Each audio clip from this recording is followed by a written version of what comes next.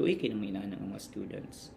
So, naglagot ko sa Ginoo at ato na time, and seems my world is so dark, I even can't dare to look at any churches. Nakadako akong kalagot until I got a job sa clown na fast food. Na-event at ang store, and our manager asked me to go to cathedral para magpamisa. Ni-ask pa ko ato if pwede lain crew na lang pero wala lain available. I have no choice, mao ako na lang ni ato. While waiting for their office na mag-open, duha ka female. Medyo misisa pero weird ang mistake na gisulob. Di ko makasulti if missionera or di pod mga karaang tawo. Basta lahi ra jud. These two ladies encouraged me to join them na magmumpisal.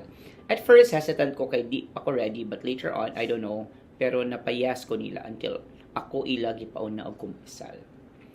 Retired priest na bedridden ang akong ikumpisalan. When I told him my sins, na adjud mo invisible na kamot na mukumot sa akong nawong ug baba para di siguro ko kasulti. Oh my God. I can say kumot because I can feel the fingers and palm trying to stop me pero wa ko'y makitan.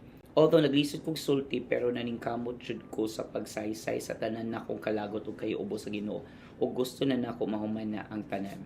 Sulti jud nako tanan. The priest even cried as he was listening to me. Salamat kay God because I felt lighter and sunny sa akong world after that. When I went out sa room sa bedridden na priest, wala na dito ang duha ka babae na mistisa na puro long hair. Perhaps gipadala to sila sa Ginoo to help me. By the way, the retired priest died after a week ato.